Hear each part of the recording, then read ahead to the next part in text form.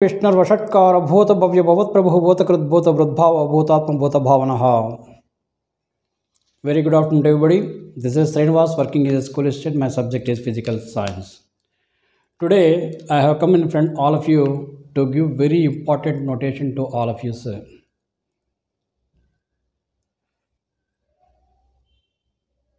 చదవనివాడు అజ్ఞానుండగు చదివిన చద సద్వివేక చిత్రత గల్గున్ చదవగ వలియును జనులకు చదివించద నార్యులొద్ద చదువుము తండ్రి అని చెప్పని హిరణ్యకశిపుడు లాంటి ఒక రాక్షసుడు తన కొడుకైనటువంటి ప్రహ్లాదునితో విద్య యొక్క ఆవశ్యకతను చెప్పినట్లుగా ఒక కవి వివరించాడు సార్. చదవనివాడు అజ్ఞానుండగు, చదవకపోతే అజ్ఞానముతో ఉంటాడు. చదివిన సద్వివేక చిత్రత గలుగును, చదివితే మంచి వివేకము కలిగినటువంటి ఒక చిత్రత, ఒక స్కిల్నెస్ అనేటువంటిది వస్తుంది. చదవగా వలయును జనులకు, జనులందరూ కూడా చదువుకోవలయును. చదివించద నార్యులొద్ద చదువుము తండ్రి, ఉత్తములైనటువంటి గురువుల వద్ద నిన్ను చదువుకోవడానికి చేర్పించదను, చక్కగా చదువుకొనము తండ్రి అని చెప్పినట్టుగా చెప్పారు. ఇదే పద్యాన్ని కొన్ని సంవత్సరాల తర్వాత వేమన గారు కూడా చెప్పారు సార్. ఎలా చెప్పారని అంటే, చదువు చదవనిచో సౌఖ్యం ఉండదు, చదువు చదవకపోతే సౌఖ్యం ఉండదు. చదువు చదివనేని సరసుడగును, అంటే అన్నీ గ్రహింపగలిగినటువంటి వాడు అగుదును అని చెప్పాడు సార్. చదువు మర్మమెరిగి చదువు చదువరా, అంటే చదువు యొక్క మర్మము, అంటే చదువు అనేటువంటిది ఎందుకు చదవాలి, ఆ చదువు అనేటువంటిది ఏ విధమైనటువంటి తార్కిక జ్ఞానాన్ని అందజేస్తుంది, ఏ విధమైనటువంటి తార్కికతతో చదవాలి అనేటువంటి విషయాన్ని కూడా అక్కడ చెప్పాడు. ఓకే, అంటే చదువు మర్మమెరిగి చదువు చదవరా విశ్వధాభిరామ వినురవేమ అని చెప్పని. ఓకే, అనన్యాంచత ఎంతో మాం ఏ జనాం పశుపాసతే తేషాభినిత్యాభియుక్తానాం యోగక్షేమం వహామ్యహం. ఎవరైతే నిత్యమో నన్నే ధ్యానించుచూ ఉంటారో అటువంటి వారి యొక్క యోగక్షేమాలను నేనే వహించుదును అని చెప్పని ప్రతి మతానికి చెందినటువంటి వాళ్ళ యొక్క ఆరాధ్య దైవం చెప్పినట్లుగా వాళ్ళ యొక్క మత గ్రంథాలలో లిఖింపబడినదని ప్రతి ఒక్కరూ కూడా చెప్తూ ఉంటారు. సో భగవంతుని నమ్ముకున్నటువంటి వ్యక్తి ఏ ఒక్కరూ కూడా ఏ విధమైనటువంటి కష్టాన్నైనా దాటి వేయగలుగుతారు అనేటువంటి అర్థంతో చెప్పారండి. భగవంతుడు ఉన్నాడు సార్. మనం నిత్యము మనకు వెలుగును ప్రసాదించేటువంటి సూర్యుని సూర్య భగవానుడు అని అంటాం. ఓకే, సో భగవంతుడు ఉన్నాడు. మన యొక్క ఆచారాలు సంప్రదాయాలు అలాగే మన యొక్క సంస్కృతి అనేటటువంటివన్నీ కూడా మనకి చాలా చాలా చాలా విషయాలు తెలియజేస్తాయి సార్. ఓకే, అయితే ఈరోజు నేను చెప్పాలనుకున్నటువంటి అంశం ఏంటండి అంటే, చిన్నప్పటి నుంచి నా మైండ్లో ఉండేటువంటి ఒక అద్భుతమైనటువంటి ఆలోచనతో ఒక అద్భుతమైనటువంటి ప్రణాళికను తయారు చేసుకొని ప్రపంచానికి ఒక అద్భుతమైనటువంటి కంటెంట్ని ఇవ్వాలనేటువంటి ఉద్దేశంతో గత కొన్ని సంవత్సరాల నుంచి రాష్ట్ర ప్రభుత్వాన్ని మరియు కేంద్ర ప్రభుత్వాన్ని కోరుతున్నాను.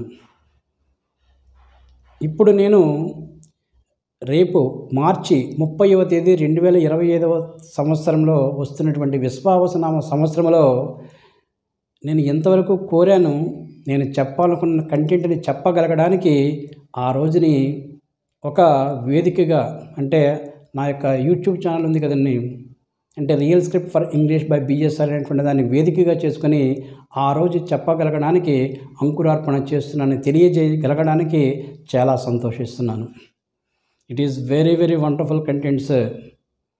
ప్రపంచానికి భారతదేశం తరపున అందిస్తాను సార్. నేను ఈ వీడియోతో పాటు ఈ వీడియోలో ఎందుకు నేను అలా చేయగలగడానికి కారణమయ్యాయి అనేటువంటి విషయాన్ని తెలియజేస్తూ వాటికి సంబంధించినటువంటి విశ్లేషణని ఆ తదుపరి వీడియోల్లో అత్యంత సరళముగా అత్యంత శ్రద్ధతో అంతఃకరణశుద్ధితో నాకు నేనుగా ఆలోచించి సమాజ శ్రేయస్సు కోసం అందరికీ ఉపయోగపడే విధంగా, ఒకరికి కాదు సార్, ప్రపంచంలో ప్రతి ఒక్కరికి ఉపయోగపడే విధంగా ఇవ్వగలగడానికి ప్రయత్నిస్తూ వాటిని తయారు చేశాను సార్. సో దయచేసి వాటిని అందరూ విజ్ఞతతో పరిశీలన చేయండి సార్. కొన్ని సంవత్సరాల క్రిందట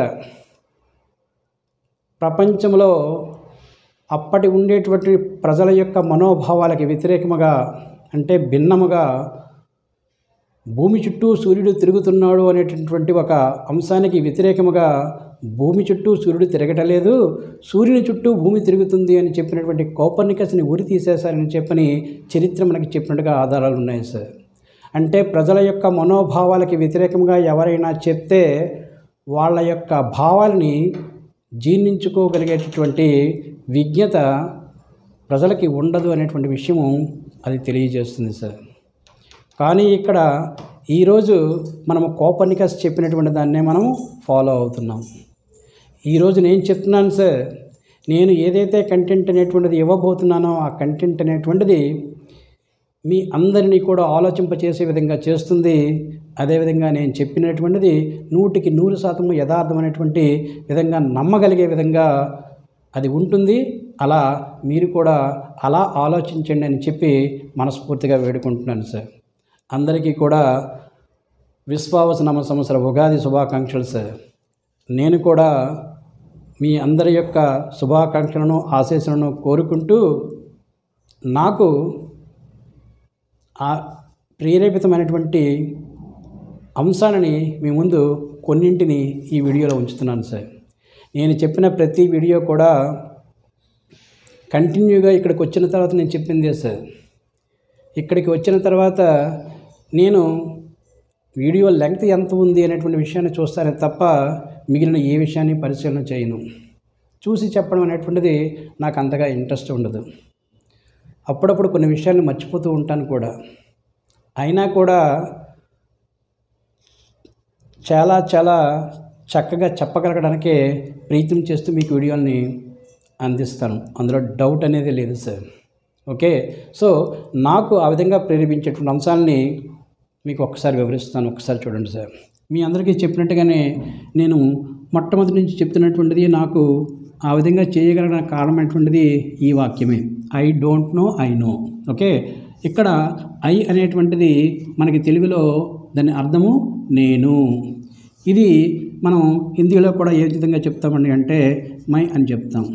సో ఇక్కడ ఈ మై అనేటువంటిది ముజేగా మారాలి అంటే దానికి ఒక ప్రొసీజర్ అనేటువంటిది ఉంటుంది. అంటే ఏదో ఒక కంటెంట్ ఉంటుంది, ఆ కంటెంట్ బట్టి మై అనేటువంటిది అన్నమాట. మైకి కో చేరితే ముజే అయ్యింది అంటే ఏదో ఒకటి చేరింది కదండి, అందువలన ఇది ముజే అయ్యింది. మరి ఇక్కడ ఐ అనేటువంటి దానికి ఏమి చేరింది సార్ నాకు అని మారగలగడానికి అర్థం కాలే. ఓకే, సో అది ఒక కారణం. అలాగే మనము ఇట్స్ మీ అంటున్నాం సార్, ఇది నేనే అంటున్నాం సార్. ఇక్కడ మీని ఆబ్జెక్టివ్ ప్లేస్లోనే రాసాం, బాగానే రాసాం. ఇది నన్ను, నాకు, నా అనేటువంటి 3 అర్థాన్ని ఇస్తుంది సార్ మీ. కానీ నేనే అనేటువంటి అర్థాన్ని ఇది ఇవ్వదు సార్. కానీ ఇక్కడ ఇట్స్ మీ, ఇది నేనే అని అందరూ చెప్తున్నారు. అది ఎలా వచ్చిందో ప్రపంచం మొత్తం మీద ఏ మేధావి కూడా ఎక్స్ప్లెనేషన్ ఇవ్వగలగలేరు సార్. ఇది కూడా అంతే సార్. ఐ నో అంటే ఐ అనేటువంటిది నాకు తెలుసు అనేటువంటి ఒక ప్రజెంట్ పర్ఫెక్ట్ మీనింగ్ ఎట్లా ఇస్తుంది అనేటువంటి విషయాన్ని ప్రపంచంలో ఏ మేధావి కూడా వివరించలేరు. ఎందుకంటే భాష అలా వ్రాయబడలేదు.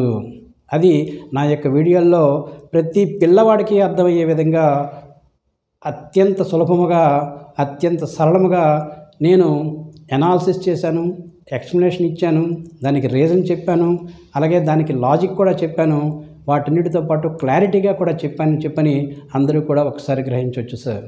ఓకే, సో ఇక్కడ ఇట్స్ మీ.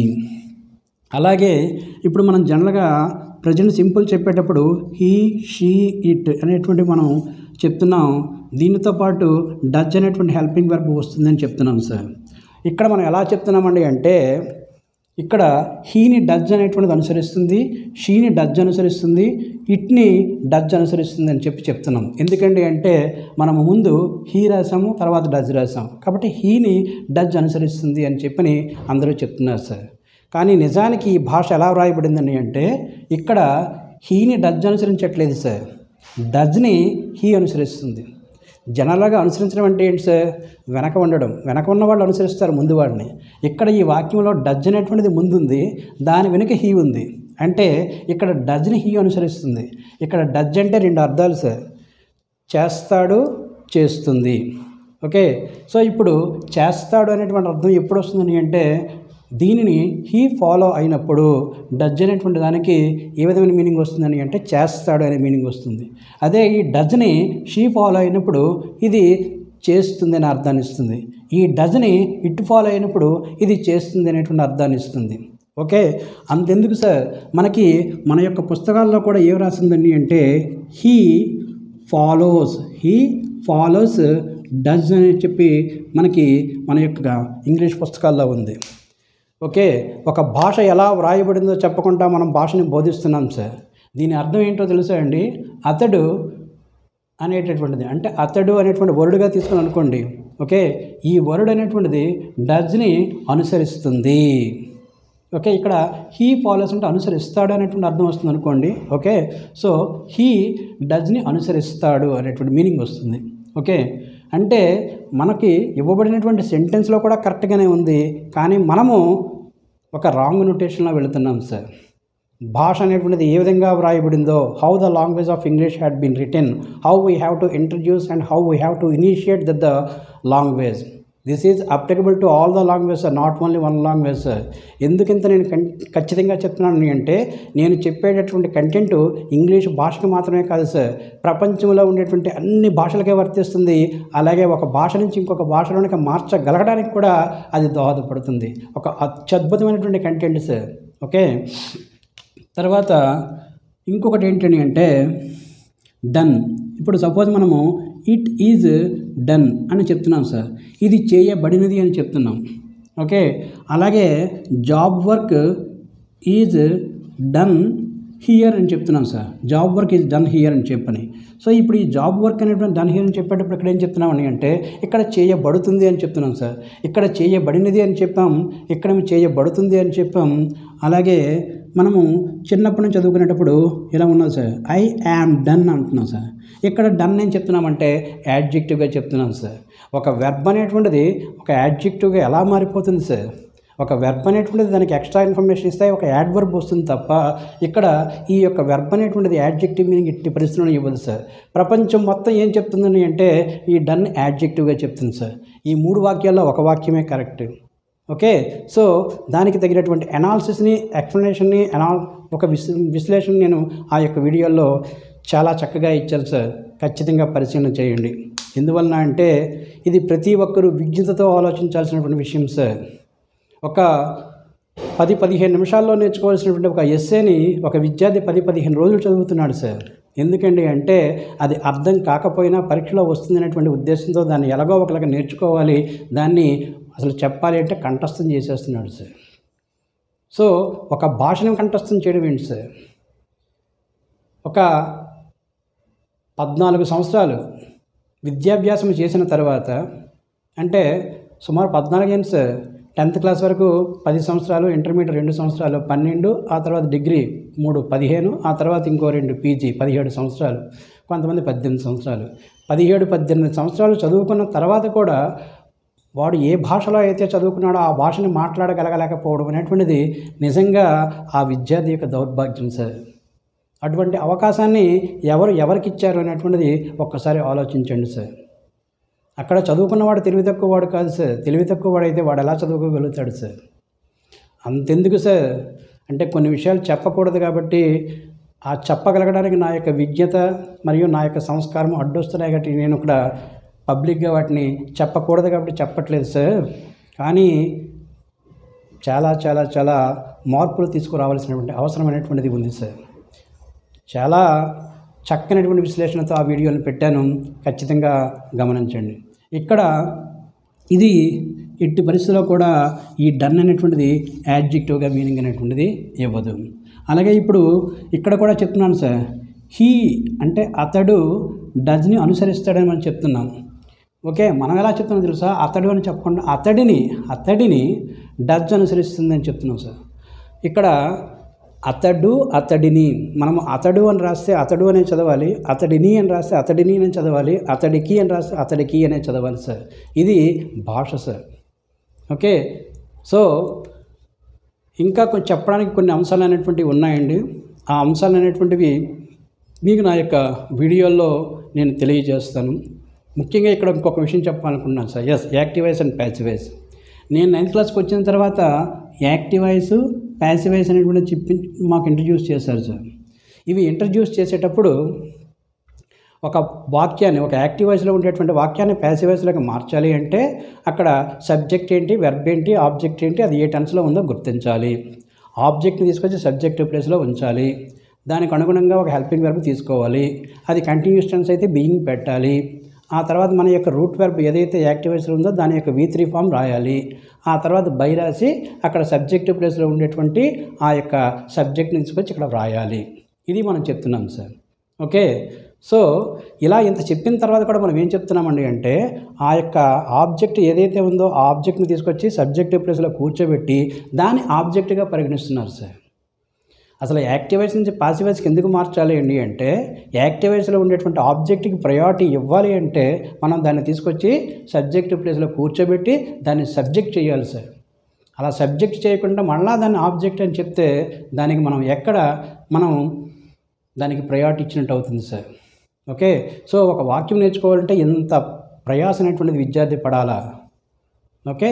సో ఇంత ప్రయాస పడకుండా ఏ విధమైనటువంటి విధానంలో మనం నేర్పాలి అనేటువంటి ఒక ఆలోచనతో నేను తయారు చేసుకున్నటువంటి ఒక అద్భుతమైనటువంటి కంటెంట్ సార్. ఓకే. అది ఖచ్చితంగా ప్రతి ఒక్కరికి నచ్చుతుంది.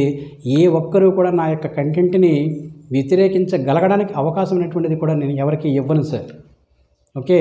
అటువంటి అవకాశాన్ని నాకు ప్రసాదించినటువంటి, అటువంటి జ్ఞానాన్ని నాకు ప్రసాదించినటువంటి ఆ భగవంతునికి సర్వదా రుణపడి ఉంటాను సార్. ఓకే. సో నేను ఈ వీడియోతో పాటు పెడుతున్నటువంటి ఆ వీడియోలన్నింటినీ కూడా జాగ్రత్తగా పరిశీలన చేయండి. మీకు ఏ విధంగా అనిపిస్తే ఆ విధంగా ఖచ్చితంగా కామెంట్ పెట్టండి సార్. ఓకే. సబ్జెక్టుకి సంబంధించి మాత్రమే పెట్టండి సార్. విజ్ఞతతో పెట్టండి సార్. మీరు చెప్పినటువంటి దానికి కూడా రీజన్ ఉండాలి, ఎనాలిసిస్ ఉండాలి, ఎక్స్ప్లెనేషన్ ఉండాలి, లాజిక్ ఉండాలి, క్లారిటీ ఉండాలి. అది తెలుసుకొని దానికి కామెంట్ పెట్టండి సార్. మీకు నచ్చితే దానిని నేను అనుకున్నటువంటి లక్ష్యాన్ని చేరే విధముగా ప్రభుత్వం ద్వారా దాన్ని ప్రపంచానికి అందించాలనేటువంటి నా యొక్క లక్ష్యానికి చేయూతను ఇవ్వండి sir. Okay. Thank you so much to each and everyone. జ్ఞానానందమయం దేవం నిర్మల స్ఫటికాకృతిం ఆధారం సర్వ విద్యానం హయగ్రీవముపాస్మి.